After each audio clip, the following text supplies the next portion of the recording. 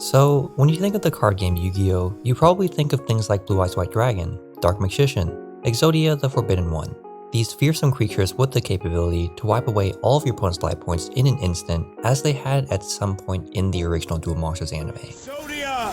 Obliterate!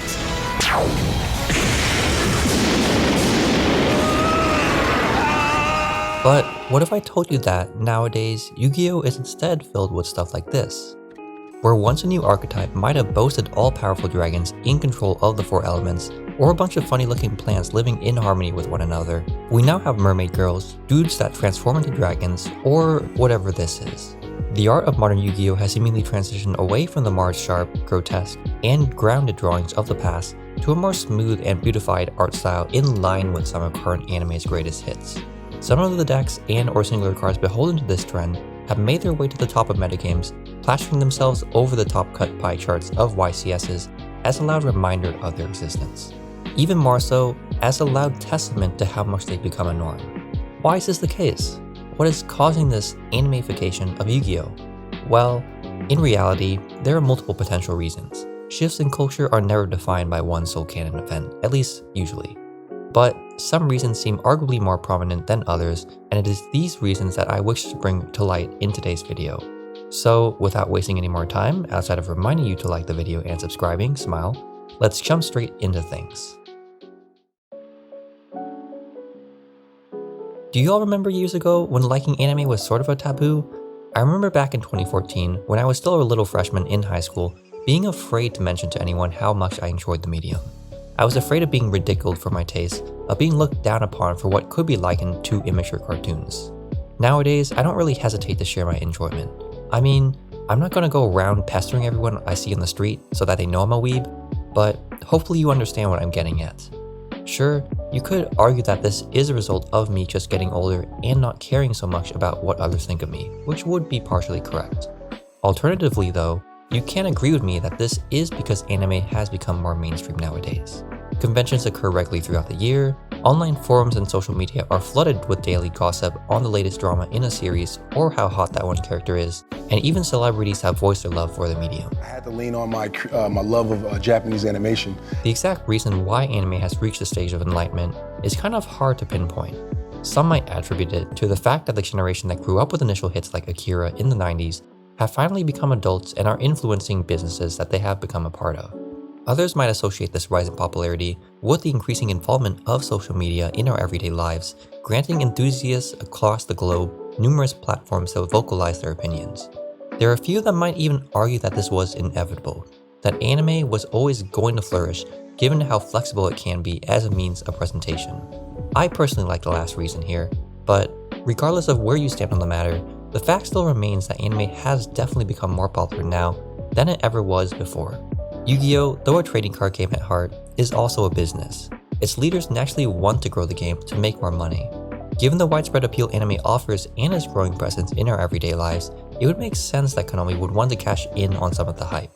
These anime-esque archetypes catch people's eyes and woo them into the promise of playing them in duels. Even if there are people that are turned off by the many rules Yu-Gi-Oh! Is shackled to, they may still spread news of the former developments to others by word of mouth. This then generates buzz for the game. So either way, it's a win-win. Of course, there needs to be some balance between anime-esque art and the older style art, otherwise Konami would alienate the part of its player base that is more invested in the latter. That's why, with every deck build pack, you have your fair share of wacky fire hydrants to balance out your shrine maidens. Okay, there's evidently one glaring issue in labeling Yu-Gi-Oh!'s shift in art style as a means to accommodate a more mainstream anime. After all, doing so completely glosses over the fact that Yu-Gi-Oh! Itself started out as, and is still based around, an anime today. The IP, when it officially started in 1996, was originally just a manga about a boy, Yugi, challenging less than ideal citizens of society to life or death shadow games. Remember how Yugi killed off a couple of delinquents for abusing Taya? No? Well, the card game we know and love was just a spin-off of this crazy idea. The classic Duel Monsters anime came out in 2000, just 4 years after the previous. Yu-Gi-Oh! Since then has evolved into the full-blown TCG we now know and love, and has gone on to produce various animated series that coincide with new summoning mechanics or new game modes. It would follow suit that a game born from an anime would lean into anime-esque options from the start. This notion is indeed true. Some of Yu-Gi-Oh's earliest cards like Gemini Elf, Magician of Faith, Arknight Parseth, you can see some traces of anime art style within each. Don't believe me? Might I include these as part of my argument too? Wait, you still don't believe me? Well, it's possible that some of you might not perceive the examples I listed as anime-esque when compared to modern day icons of Sky Striker Ray or Dragon Maid Chamber. But those ancient cards are accurate to their ancient time. Animes in the 90s, Initial D, Cowboy Bebop, and Evangelion, to name a few classics, boasted a more color mute, rugged style. And so the earliest iterations of our beloved cards and archetypes, again, recall me saying that Yu-Gi-Oh was created around the 1990s, reflect this. There's also a potential point to be made here that, unlike today, businesses sold products on a much more gendered basis back then. You had your action toys, cars, and fake guns marketed towards boys, and then dolls, stuffed animals, and fake housing utensils marketed towards girls. It's possible the creators of Yu-Gi-Oh initially thought that the card game was primarily going to be a hit among boys, and so those color mute, rugged card arts, although definitely influenced by the anime at the time, might also reflect this approach to sales. Times change though, and so do preferences. Anime, as a genre, began shifting towards the more hyper-saturated and hyper-smooth animation of the present day, and businesses began taking a more fluid approach when selling toys to kids. The reason for these occurrences, again, merit a completely separate video. Nonetheless, Yu-Gi-Oh followed suit. I'd have to say Go Rush is probably the best example of this right now. Not only is its art in line with the aforementioned traits, but the series as a whole leans a ton more into generic anime tropes versus some of the mainstream game's predecessors. As anime continues to grow and evolve, and as the market continues to change and adapt, we can expect Yu-Gi-Oh to follow suit. Those of you still watching at this point, thank you by the way, might be wondering if this debate even matters at all. After all, when I asked about the matter on a poll some time ago on my community tab, quite a few of you viewers were very indifferent to the trend. But there is one important consideration to be had here, and it's one I briefly alluded to prior. That is the topic of balance. Regardless of anime becoming more mainstream, regardless of Yu-Gi-Oh originally starting out as an anime and following past norms, it definitely feels like Konami has been leaning into anime-esque art a bit more heavily now than they have in years prior. Consider the start of 2014. We had only a handful of these types of decks. Trap Tricks, Harpies, certain Mermail cards.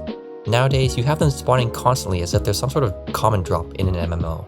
Exosister, Mononoke, Centurion, Diabellstar, Mikanko, SP Little Knight, Kurikara.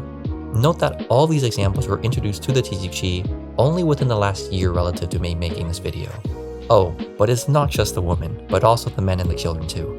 Any of the Visa Starfrost cards, the newest Unchained Wave, any Hand Trap, Infernoble, Vanquished Soul, Albaz, our game from top to bottom is seemingly becoming defined by these archetypes and cards now. Okay, maybe I'm over-exaggerating this just a tad bit. We still got some unique designs here and there. Rescue Ace is a completely novel concept, and I quite adore the idea of you being a firefighter to the meta. Kashtira conceptually was really sick. I like how they're sort of like aliens from a different planet, though it is a shame Arise Heart was a bit too strong. And Fire King and Flunderies, if you ignore the latter's blatant abuse of certain floodgates, I'm a big bird fan, and I'm glad that you can destroy an all-powerful Cyrus warrior with just a little penguin. But I want more of these types of archetypes, and I hope Konami doesn't squander them too much to cash in on the anime hype. Again, there are plenty of players who, though they don't mind an anime girl or anime boy archetype here or there, still want a suitable balance between these types of cards and the more abstract. So long as there are options to be had and to choose from, the animification of Yu-Gi-Oh is a perfectly fine process, and one welcomed at that.